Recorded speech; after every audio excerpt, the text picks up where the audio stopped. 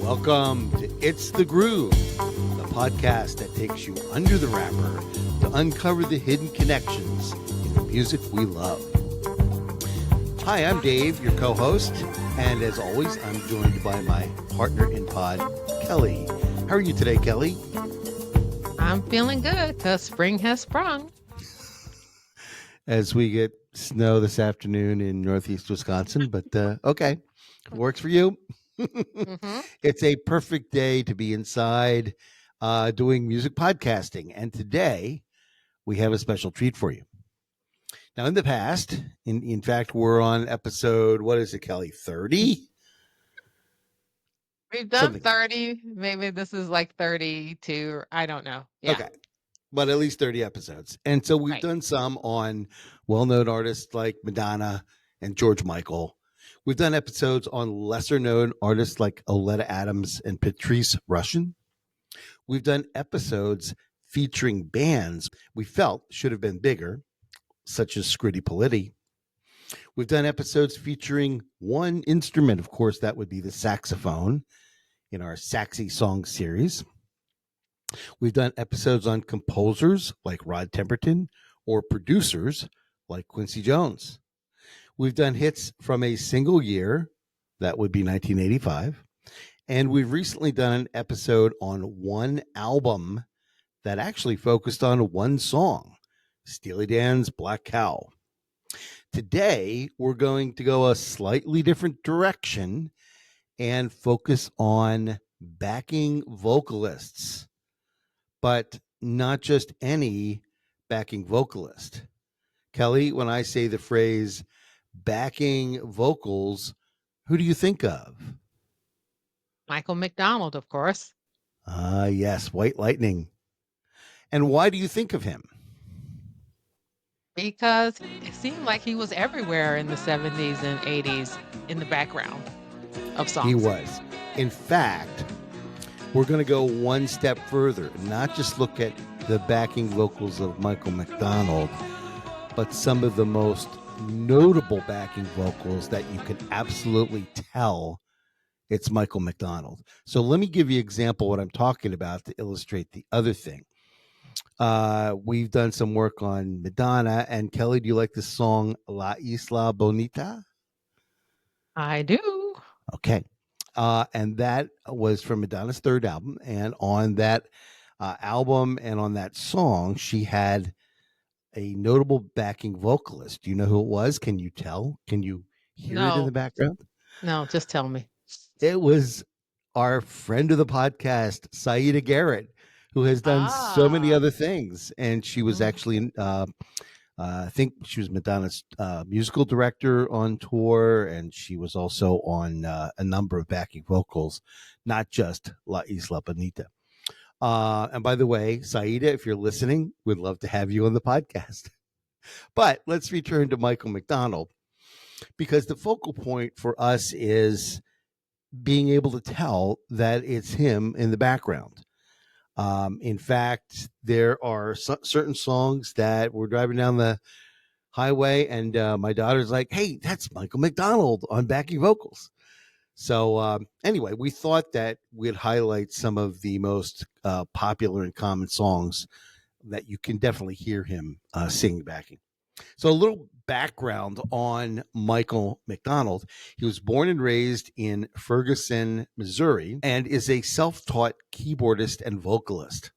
At 18, he got a record contract in LA and was part of the bar and club scene.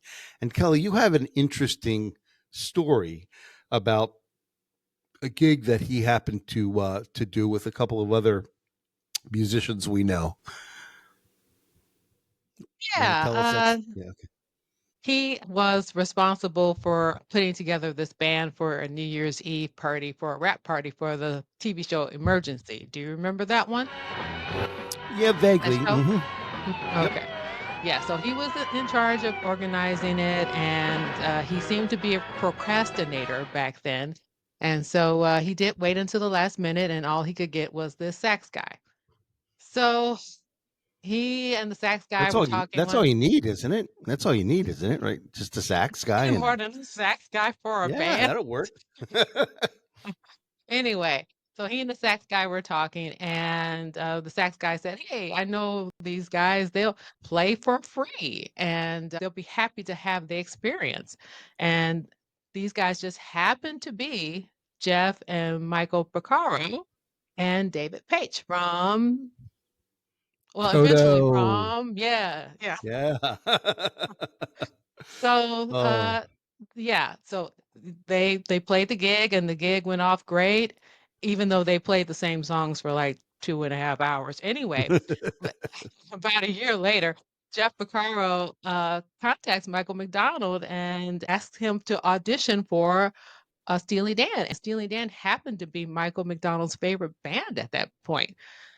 And so he auditioned, and that audition turned into a rehearsal for their tour, and the rest was history. Yep, sure was. In fact, Michael recorded on I think all of their albums from Katie Lied on. And he was one of the few artists that stayed on when the rest of the band broke up, when Steely Dan decided to stop touring. So even though he was still doing some recording with Steely Dan, he needed a steady job. And so around the mid 70s, he was recruited by Jeff Baxter, another Steely Dan alum, who had joined the Doobie Brothers. Doobie's lead singer and composer Tom Johnston had a serious medical condition, had to step away from the band for a few years. So McDonald not only provided lead vocals, he also became a major contributor as a composer, writing classic Doobie tunes like Taking It to the Streets, It Keeps You Running, Minute by Minute, and of course, What a Fool Believes, which became a #1 song and earned McDonald a Grammy Award for Song of the Year. He would leave the Doobie Brothers to focus on his solo career, during which he would release a dozen albums and a lot of other top songs. He also collaborated with some of the biggest names in the industry, including Kenny Loggins, James Ingram, and Carly Simon. So that's a little bit about Michael McDonald. I'm sure we'll probably come back and do a separate episode just on his solo work. But for now, let's take a listen to some of the songs on which he sang backing vocals. So, Kelly, ladies first, what have you got? I have This Is It from Kenny Loggins, released in 1979 as the lead single from his album Keep the Fire. It reached number 11 on Billboard Hot 100, number 17 on Adult Contemporary, and number 19 on Hot Soul Singles. Co-written and features Michael McDonald on backing vocals. It won the Grammy in 1981 for Best Male Pop Vocal Performance. It was used by NBC Sports for the NCAA men's basketball in 1980 to 1981. And it was the theme song for WPVI TV's weekend show in Philly in the 1980s. Dave, do you remember that one? Oh yeah, back in the day when we had what was it, three channels, and that was one of them. That was Channel 6. Oh, okay. Yep. Good. All right. Uh, at one point during the song's evolution, they had a melody, but the lyrics were incomplete. Loggins' views changed about the lyrics after a visit to his ailing father, who had undergone a series of surgeries. He told Michael, "I've got it. It's not a love song, it's a life song." Let's listen to This Is It. Make no mistake where you are. This is it. You're going no further. This is it. Until it's up and down. No one can tell you for you know.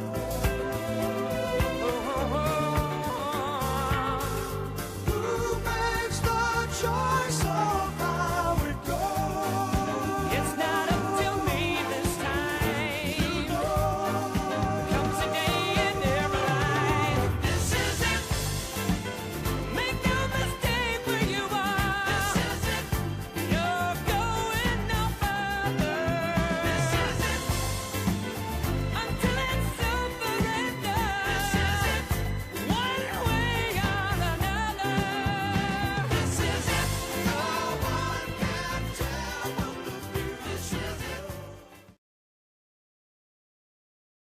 Okay, what do you have?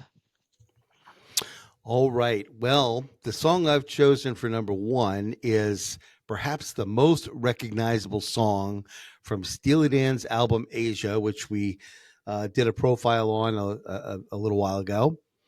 And of course, that's Peg.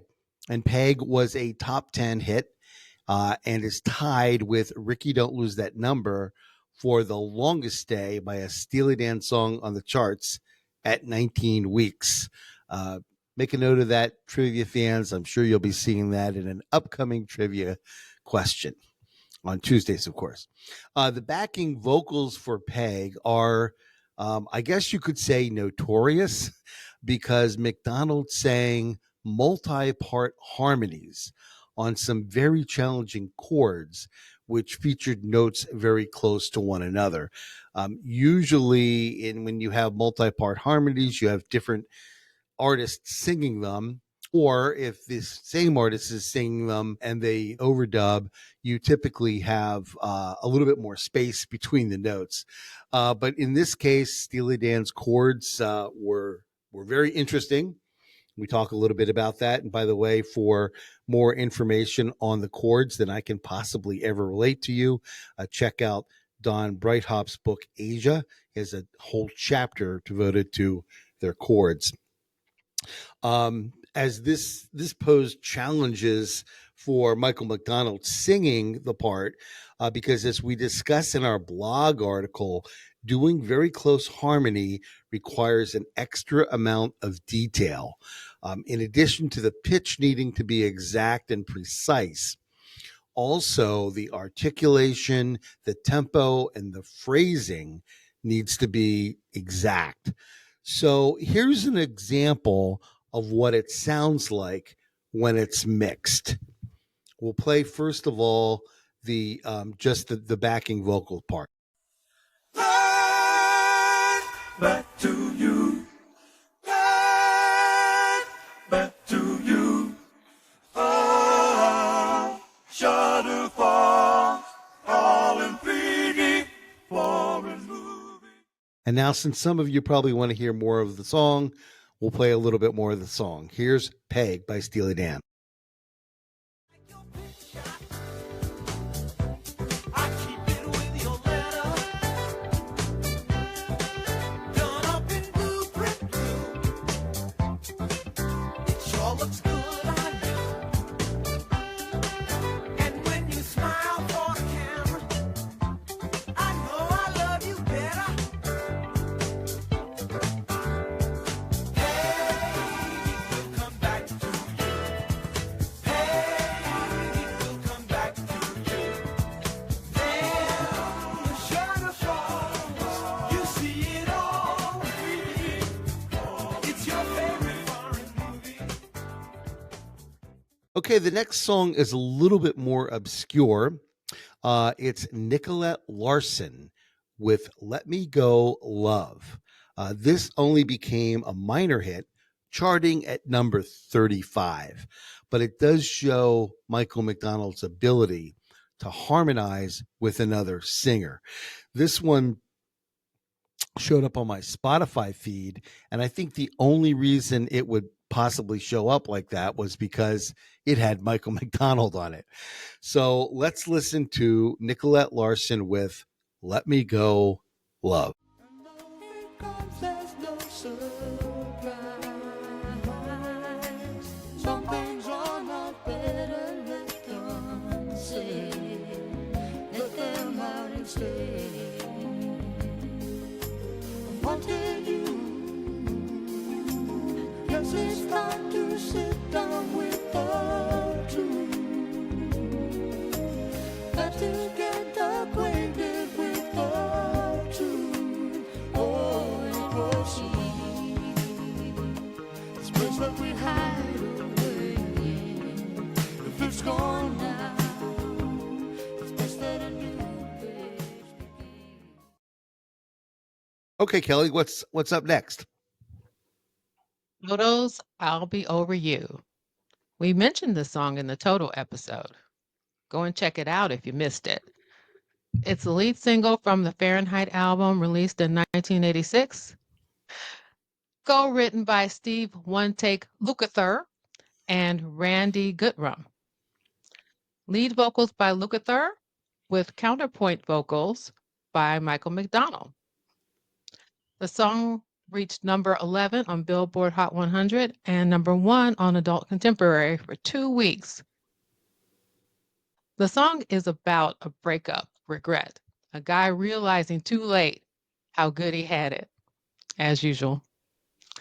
Anyway, I love that Michael McDonald is also in the video. You remember that video, right, Dave? Yeah, was that a little dig about guys not knowing how good they have it? I thought you were just going to skip over that. But Yeah, okay. yeah. You can't get that one over on me. But yes, I do remember the video. Isn't that the one where they're on the rooftop and it begins to rain and they all have to run for cover? Yeah. You know, I do love his vocals. Michael McDonald's like counterpoint vocals on that. It's just brilliant. I think it makes the song. Yeah. Okay, then let's listen to I'll Be Over You. There were the nights holding you close. Someday I'll try to forget them as soon as my heart stops breaking and tears start fading. As soon as forever is through, I'll be over you.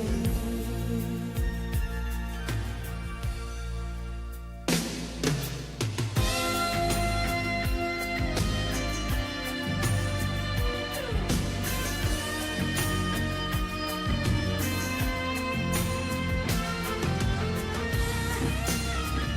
soon as my heart stops breaking and tears start fading, someday I'll be over you. As soon as my heart stops breaking and tears start fading, someday I'll be over you. As soon as my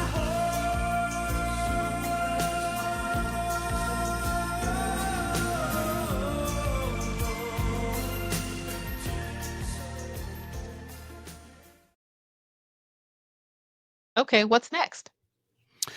You know, I love the Steely Dan. And when we did our Steely Dan episode, we focused on Asia. This one is from Gaucho.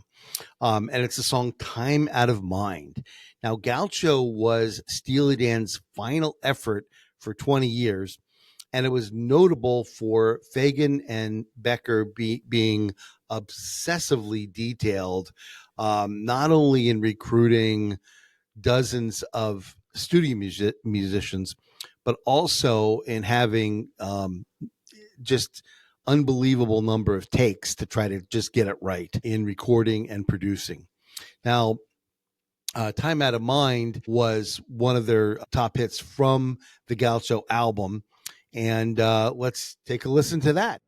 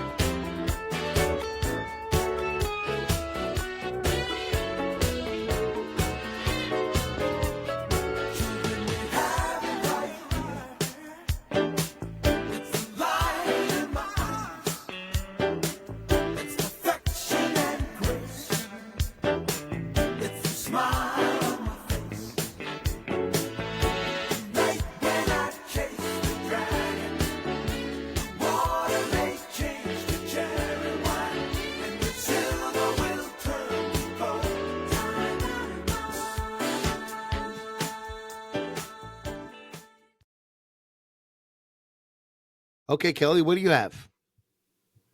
I have my all-time favorite jam. Well, maybe it's not my all-time favorite jam, but I do love this song. Christopher Cross's Ride Like the Wind. It's a first-person tale of a criminal fleeing to Mexico. It was the debut single from his self-titled album released in 1979, and it was also the first song recorded for the album. It peaked at number 2 in the US for 4 weeks behind Blondie's Call Me. Apparently, Christopher Cross was high on LSD when he was writing the lyrics. Michael McDonald was brought in for response vocals as a suggestion of producer Michael Ormaritan. Dave, how we met was you responded to a post that I responded to, Eric Halper's post. Remember that? I do, of course. Yeah. So I could have chosen any song, and I chose Razzmatazz for that. But if I had chosen Ride Like the Wind, would you have responded to my post? I would have respected it, but I don't think I would have. I don't think I would have responded. You know why? Because when you chose Razzmatazz, I'm like, who else even knows about that song? Whereas Mm. "Ride Like the Wind," like you said, was a top. Like I said, when you said it was number two to Blondie, I'm like, how can that be? I thought it would have been a number one song. So the reason I replied to you was simply because the song that you chose, I thought nobody else knew about, and Oh, obviously you okay. did. There's a reason why your nom de guerre is 80s music muse. You know music like no one else that I know. Okay. So Well, thank you. So I'm glad I chose Razzmatazz. Otherwise, there would be no It's the Groove. that's right. So let's listen to another great song, Ride Like the Wind.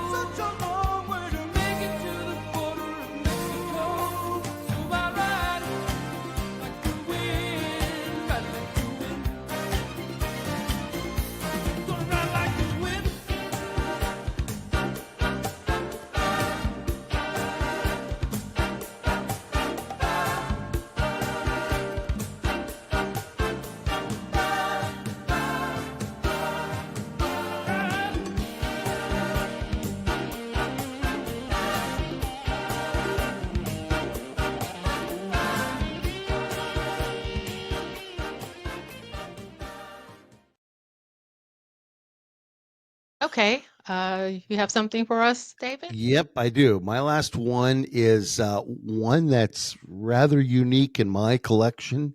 Um, I don't believe it's the only one, but it's maybe one of just a couple songs by Little Feat titled Red Streamliner. Are you familiar with this one, Kelly? No, I'm not. Yeah, I didn't think so because I wasn't familiar with it until one day it showed up on a Spotify playlist. I remember exactly where I was at the time, and I think I had it on the Spotify feature that they play ones that they think you might like. And so when this one came on, I'm like, wow, I've never heard of this before, and I've heard of the group Little Feat, but every time I listened to their stuff, I didn't really like it. But this one I really loved, and when I was listening to the chorus all of a sudden it was like, hold on a second, is that Michael McDonald?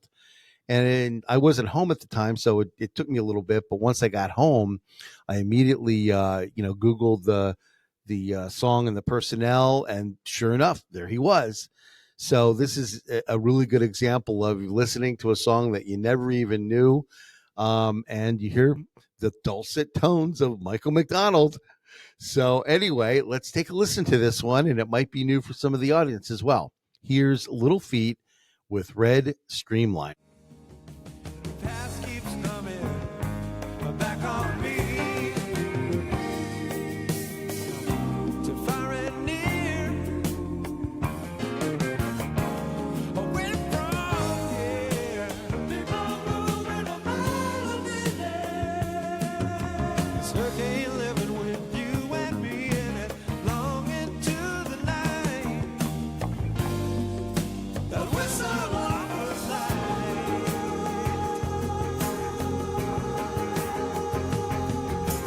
Red streamline rolling. I wish you would tell me about the things you see. I'm looking down the tracks you ride, knowing that they're your holy guide. I see them every night, it's in a dream. And when the sidewalks roll up at night, just a station you pass by. Once I meet around the wild, wild west. This hurricane living's been a lifelong song. Now you cast of steel and cast aside. Broken dreams, maybe, but you haven't died. Okay, Kelly, you're up. My final song is I Got the News, and it's from Steely Dan, and it's from the Asia album. And there wasn't much on it, but if you want to go back and check out our episode on Asia, we talked about basically Black Cow was the feature of the podcast, but we did talk about Deacon Blues and what was the other one? Josie and Peg, right? Right? Yeah. So, but Michael McDonald is singing background on I Got the News. So let's check it out.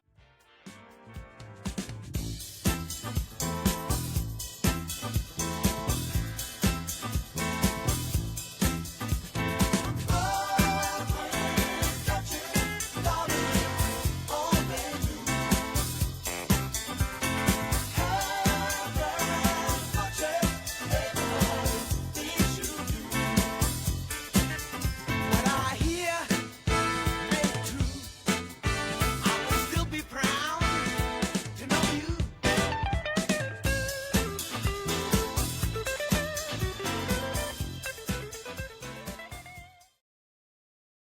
Okay, Kelly, that's a wrap on our edition or episode that's profiling Michael McDonald backing vocals that you can definitely hear.